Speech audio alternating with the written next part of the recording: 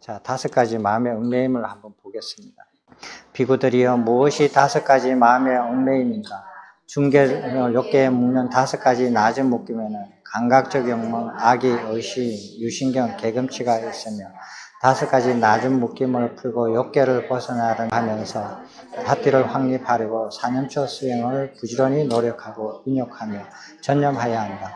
이때 여기 비구가 건념과 노력과 인욕과 전념으로 기울이지 못하게 하는 5가지 마음의 얽매임이 있다. 만약 여기 어떤 비구가 감각적 욕망의 달콤함에 대하여 즐김을 여의지 못하고 탐닉을 여의지 못하고 애정을 여의지 못하고 갈증을 여의지 못하고 열병을 여의지 못하며 감각적 욕망의 달콤함에 대하여 즐김을 여의지 못하고 탐닉을 여의지 못하고 애정을 여의지 못하고 갈증을 여의지 못하고 열병을 여의지 못하는 그 비구의 마음은 근면과 노력과 인욕과 전념으로 기울이지 못한다. 그의 마음이 근면과 노력과 인욕과 전념으로 기울지 못하게 하는 이것이 첫 번째 마음의 얽매입니다. 만약 여기 어떤 비구가 몸의 달콤함에 대하여 애정을 여의지 못하고 갈증을 여의지 못하고 열병을 여의지 못하면 몸의 달콤함에 대하여 즐김을 탐닉을 여의지 못하고 애정을 여의지 못하고 갈증을 여의지 못하고 열병을 여의지 못하는 그 비구의 마음은 근면과 노력과 인욕과 전념으로 기울지 못한다. 그의 마음이 근면과 노력과 인욕과 전념으로 기울지 못하게 하는 이것이 두 번째 마음의 얽매입니다. 만약 여기 어떤 비구가 물질의 달콤함에 대하여 즐김을 여기고 탐닉을 여의지 못하고 애정을 여의지 못하고 갈증을 여의지 못하고 열병을 여의지 못하며 물질의 달콤함에 대하여 즐김을 여의지 못하고 탐닉을 여의지 못하고 애정을 여의지 못하고 갈증을 여의지 못하고 열병을 여의지 못하는 그 비구의 마음은 근면과 노력과 인욕과 전념으로 기울지 못한다. 그의 마음이 근면과 노력과 인욕과 전념으로 기울지 못하게 하는 이것이 세 번째 마음의 얽매입니다.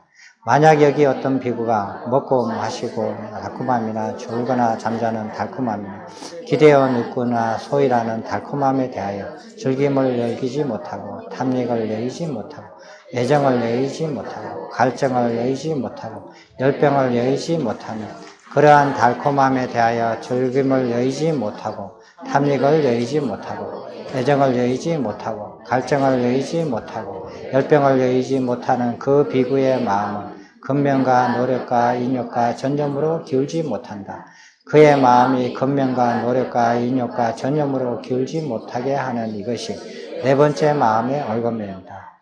만약 여기 어떤 비구가 천신으로 태어나리라 생각하면 어떤 특별한 계약이나 서약을 지키는 계행이나 고행이나 금욕적인 삶을 행하며 그러한 계행이나 고행이나 금욕적인 삶으로 완전히 기울어진 그 비구의 마음은 사띠를 확립하는 사념초 수행에 대하여 근면과 노력과 인욕과 전념으로 기울지 못한다.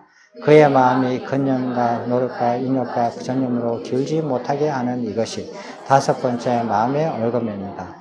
비구들이여 어떤 비구라도 그에게 이와 같이 5가지 마음의 상막하기 제어되지 않거나 5가지 마음의 얽매임이 제거되지 않으면 그가 이 법과 율에서 향상과 증장과 충만함을 성취하는 것은 불가능하다. 비구들이여 그러나 어떤 비구라도 이와 같은 5가지 마음의 상막함과 5가지 마음의 얽매임이 제거되면 그가 이 법과 율에서 향상과 증장과 충만함을 성취하는 것 가능하다.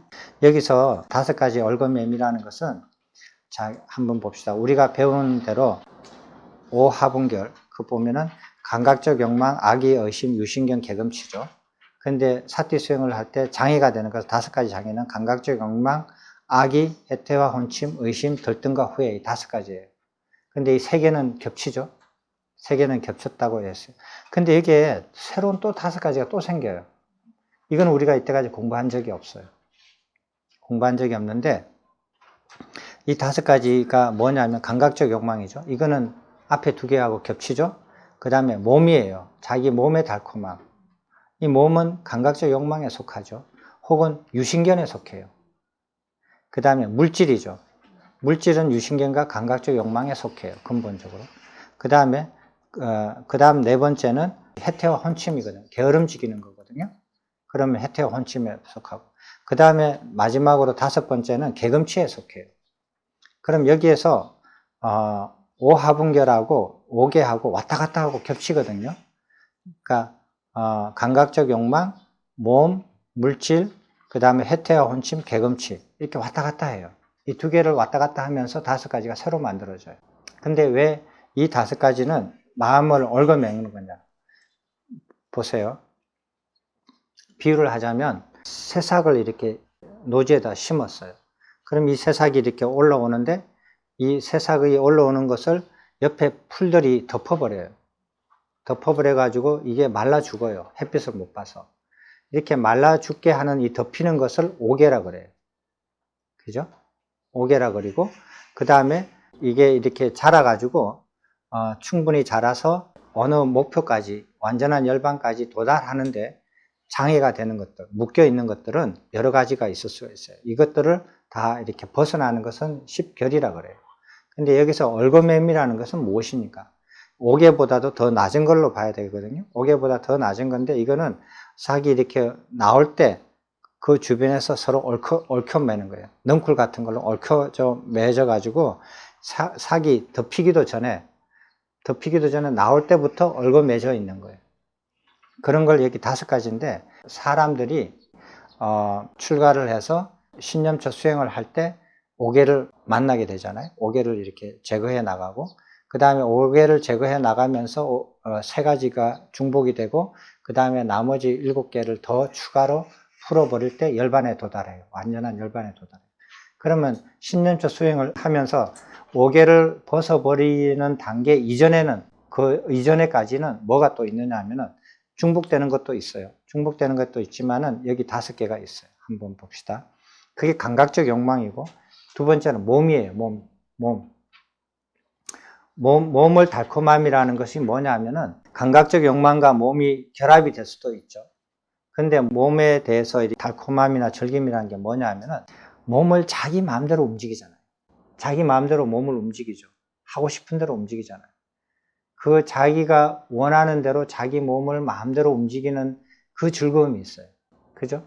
나이가 들면은 괴로워요. 왜? 내 몸을 내 마음대로 못 움직이니까. 그래서 슬퍼져요. 그 나이가 들어서 자기 몸을 자기 마음대로 못 움직인다. 거기에 대해서 괴롭거나 슬픔이 오는 사람은 젊었을 때 자기 몸을 자기 마음대로 움직였을 때 즐거움이 생겨요. 즐거움을 가졌다라는 뜻이에요. 몸에 대해서 자기가 마음대로 움직이면서 있고 싶은 곳에 내 몸을 갖다 놓고 그 다음에 하고 싶은 것을 하게 하고 먹고 싶은 걸 먹게 하고 그러면서 몸을 자기 마음대로 움직이고 다니면서 거기 즐기는 게 있단 말이에요. 그 몸을. 그런 게고. 그 다음에 물질이라는 건 뭐냐 하면은 좋은 차, 돈, 좋아하잖아요. 좋은 옷.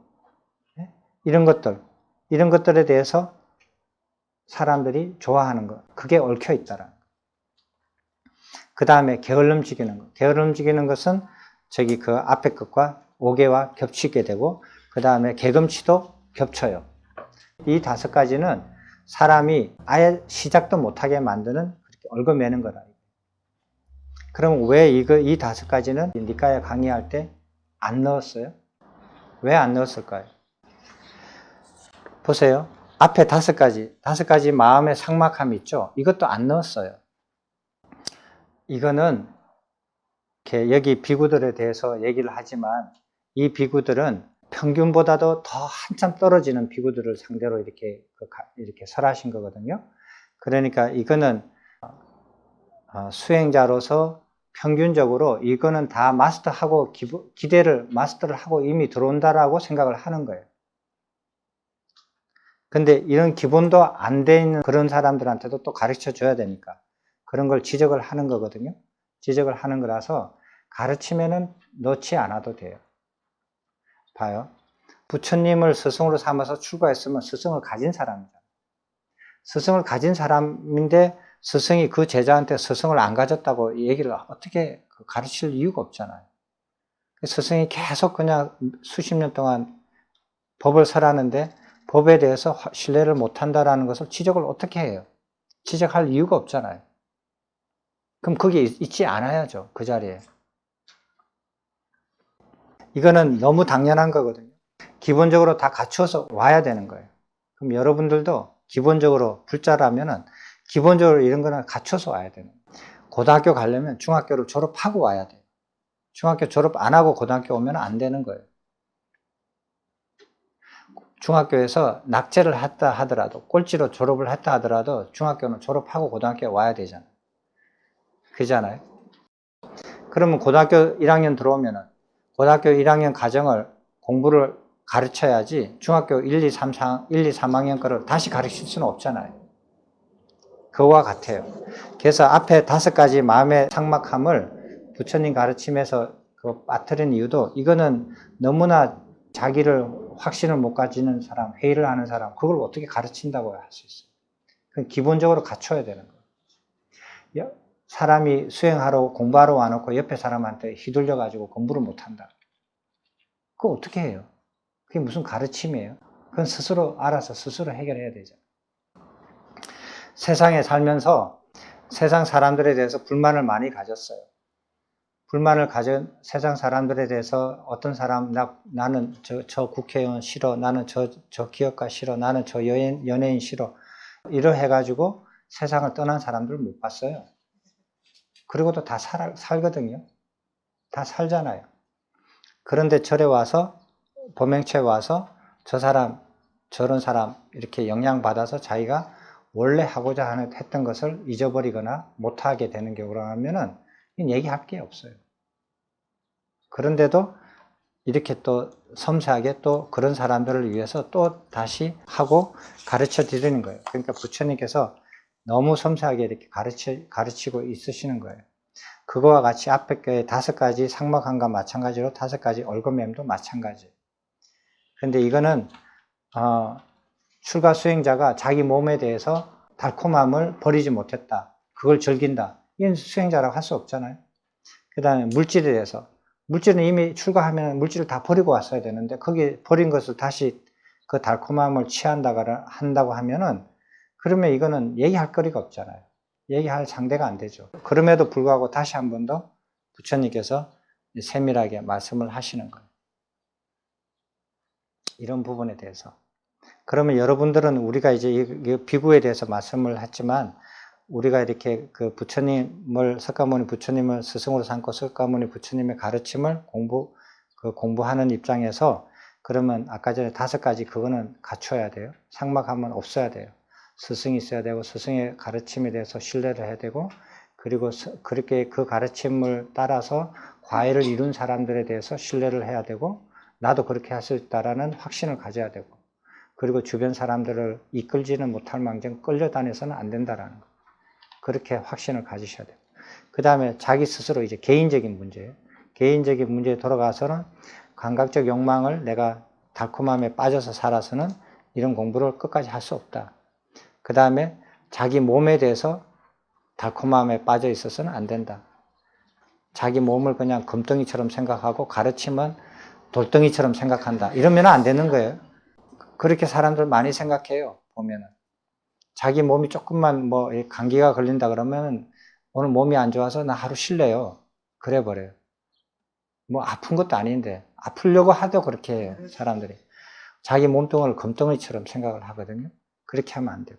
몸, 그 다음에 물질에 대해서 자동차에 대해서, 아파트에 대해서, 옷에 대해서, 음식에 대해서, 돈에 대해서 이런 거에 대해서 너무 이렇게 집착을 하면 그러면은 그걸 귀하게 여기지 저기 가르침을 귀하게 안 여긴단 말이에요. 자동차는 흠이 갔나 이렇게 살펴보고 또 살펴보지만 누가 이게 긁었나 안 긁었나 아침마다 이렇게 쓸 때마다 살펴보면서 부처님 가르침은 어디다가 나왔는지 기억이 안 나. 네? 그러는 모습이 보이지 않아요? 그 다음에 게을름치기고 그 다음에 개금치 이렇게 이 5가지를 자기 스스로한테 해결하셔야 돼요. 자, 그러면 마지막까지 한번 쭉 전념과 인욕과 노력으로 기울인다. 그의 마음이 공부지음에 대하여 근면과 전 인욕과 노력으로 기울이게 하는 이것이 네 번째 마음의 삭막함을 제거하는 비구들이여, 만약 여기 어떤 비구가 함께 공부 짓는 동료 수행자들에 대하여 회의하지 않고 의심한 확신을 가지고 신뢰하여 그들의 마음으로 기뻐하고 질투하지 않고 즐겁고 감사하면 동료 수행자들에 대하여 마음으로 기뻐하고 질투하지 않고 동료 수행자들과 함께 근면과 전념과 인욕과 노력으로 기울인다. 그의 마음이 동료 수행자들과 함께 근면과 전념과 인욕과 노력으로 기울이게, 이것이 다섯 번째 마음의 삭막함을 제거하는 것이다. 비구들이여, 무엇이 마음의 얽힘을 제거하는 것인가? 만약 여기 어떤 비구가 감각적 욕망의 달콤함에 대해 즐김을 여의고 탐닉을 여의고 애정을 여의고 갈증을 여의고 열병을 여의면, 감각적 욕망의 달콤함에 즐거움을 여의고 탐닉을 여의고 애정을 여의고 갈증을 여의고 열병을 여인 그 비구의 마음은 감각적 욕망을 근면과 노력과 인욕과 전념으로 기울인다. 그의 마음이 감각적 욕망을 벗어나 근념과 노력과 인욕과 전념 기울이게 하는 이것이 첫 번째 마음의 얽매물 제거하는 것이다. 만약 여기 어떤 비구가 몸의 달콤함에 즐김을 여의고 탐닉을 여의고 애정을 여의고 갈증을 여의고 열병을 여의고 몸의 달콤함에 대하여 즐김을 여의고 탐닉을 여의고 애정을 여의고 갈증을 여의고 몸의 달콤함을 벗어나 근면과 노력과 인욕과 전념으로 기울인다. 몸의 달콤함을 벗어나 근면과 노력과 인욕과 전념으로 기울이게 하는 이것이 두 번째 마음의 얽매물 제거하는 것이다. 만약 여기 어떤 물질의 달콤함에 대하여 즐김을 여의고 탐닉을 여의고 애정을 여의고 갈증을 여의고 열병을 여의며 물질의 달콤함에 대하여 즐김을 여의고 탐닉을 여의고 애정을 여의고 갈증을 여의고 열병을 여인 그 비구의 마음은 물질의 달콤함을 벗어나 근면과 노력과 갈증과 전념으로 기울인다. 그의 물질의 달콤함을 벗어나 근면과 노력과 인욕과 전념으로 기울이게 하는 세 번째 마음의 얽매물 제거하는 것이다. 만약 여기 어떤 비구가 달콤함이나 기대거나 눕거나 소일하는 달콤함에 대하여 즐김을 여기고 탐닉을 여기고 애정을 여기고 갈증을 여기고 열병을 여기고 그러한 탐닉함에 대하여 즐김을 여기고 탐닉을 여기고 애정을 여기고 갈증을 여기고 열병을 그 비구의 마음은 그러한 달콤함을 벗어나 근면과 노력과 인욕과 전념으로 기울인다. 그의 마음이 달콤함을 벗어나 근면과 노력과 인욕과 전념으로 기울이게 이것이 네 번째 마음의 얽매물 제거하는 것이다. 만약 여기 어떤 비구가 전신으로 생각하지 않고 바라지 않아 어떤 특별한 계율이나 서약을 지키는 계행이나 고행이나 금욕적인 삶을 행하지 않음, 그러한 계행이나 고행이나 금욕적인 삶을 여인 그 비구의 삿띠를 확립하는 사념초 수행에 대하여 근면과 노력과 인욕과 전념으로 그의 마음이 삿띠를 확립하는 사념초 수행에 대하여 근면과 노력과 인욕과 전념으로 기울이게 이것이 다섯 번째 마음의 얽매물 제거하는 것이다. 비구들이 어떤 비구라도 이와 다섯 가지 마음의 삭막함과 다섯 가지 마음의 얽매물 제거하면 그가 이 법과 율에서 향상과 증장과 충만함을 성취하는 것이 가능하다.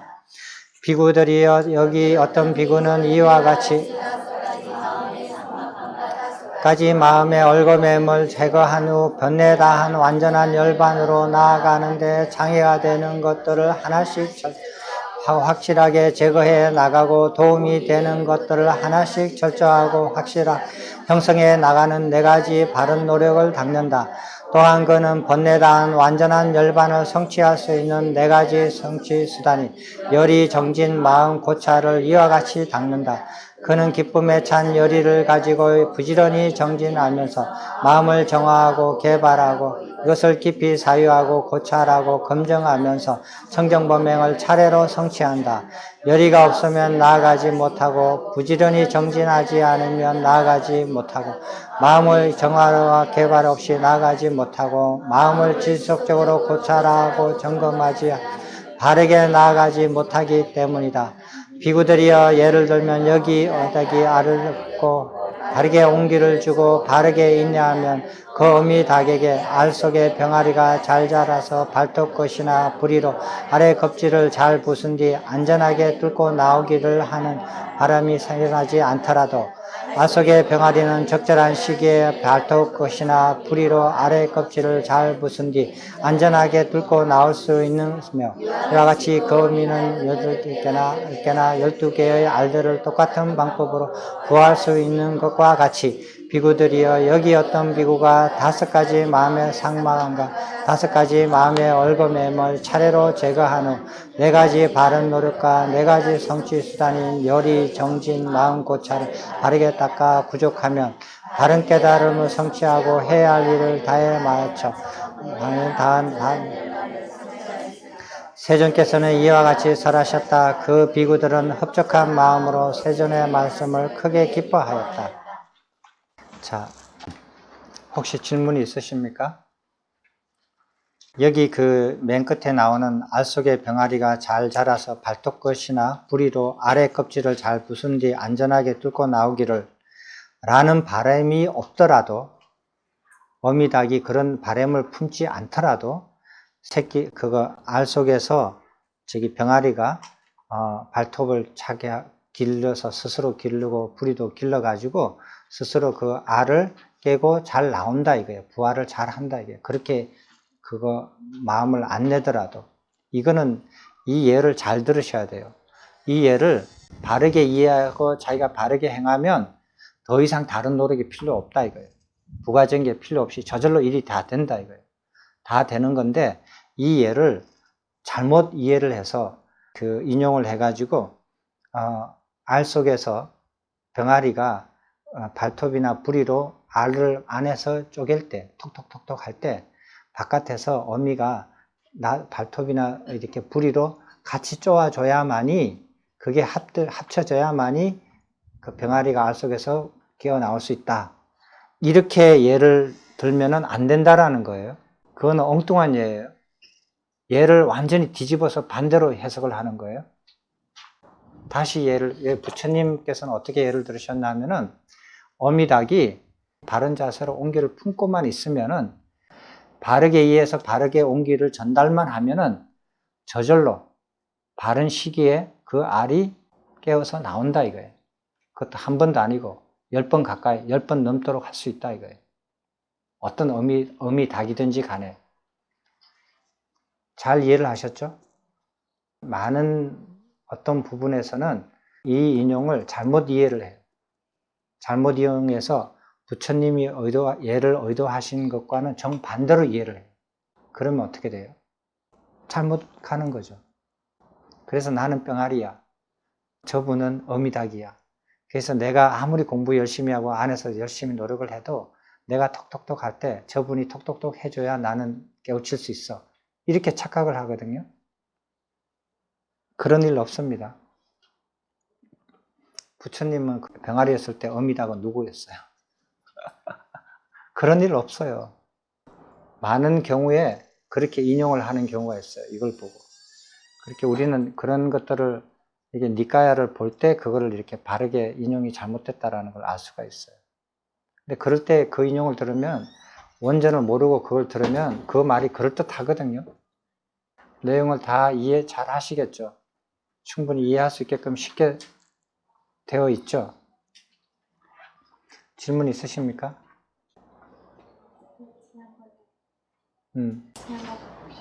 마음 관련된 진짜가 생각나서 계속 연락을 헤어졌잖아.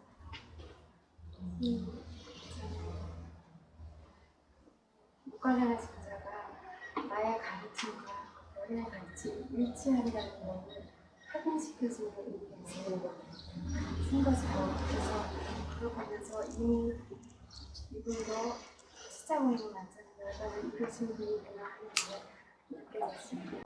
네, 잘 느끼셨어요? 그 부분에 대해서 다른 분들은 다 기억 잊어버리셨죠? 기억나시는 분들 있어요? 혹시 나름대로 보름 동안 고민해 보신 분들 계셔요? 안간히 끝에 앉아주고 같은 곳에 수많은 그래요. 잘 생각하셨어요. 우리가 열애의 가르침으로서 다 깨우치신 분이잖아요. 그러니까 열애가 항상 그렇게 나오시는 거 아니에요. 열애가 제일 처음 깨달으신 그 가르침을 그 밑에 분들도 다 깨달으십니다. 물론 해석은 나름대로 이렇게 해석하실 수도 있고, 이렇게 느낄 수도 있는데요. 여러분들은 아마 그걸 이렇게 찾아내기는 어려우실 거예요. 그냥 찾아내는 사람은 보면 그 즉시 찾아내는데, 못 찾아내는 사람은 아무리 생각해도 못 찾아내요. 그러니까 질문으로 던져 놓을 테니까 그냥 공부하시고요. 이제 그거 나중에 이렇게 공부를 다 하시고 난 다음에, 이것이 이렇게 바둑을 다 두고 난 다음에 다시 복기를 하잖아요. 그죠? 복기를 할 때 이렇게 내려다 보면 어디가 잘 되고 어디가 잘못되고 어디가 실수를 했고 이렇게 상대방 거 내 거 다 이해가 되잖아요. 뚫 때는 모르죠. 뚫 때는 전부 다 최선을 다하고 제일 잘 떴다고 생각하면서 떠요. 근데 그 중에 어느 것이 실수를 해서 졌다. 어떤 것이 내가 실수해서 잘해서 이겼다. 그 아주 잘한 점 하나하고 실수한 점하고 이게 드러나요. 그 100개 넘는 그 알 중에서. 그럼 복귀할 때 그게 드러나거든요. 뚫 때는 그게 잘 뚫는지 그게 실수한 건지 몰라요. 최선을 다했다라고 해서 뚫고 있어요. 다 뚫고 난 다음에 복귀할 때 그게 드러나거든요. 그거와 같아요. 공부를 세밀하게 하나씩 집중해서 공부할 때는 그게 안 보여요. 공부 다 하고 난 다음에 이제 복귀를 할 때 그냥 전체를 내려다보고 복귀를 할 때 그때 이제 그런 것들이 보여요. 되셨죠? 네. 자, 그러면은 16번째 경전은 이것으로 마치겠습니다. 자.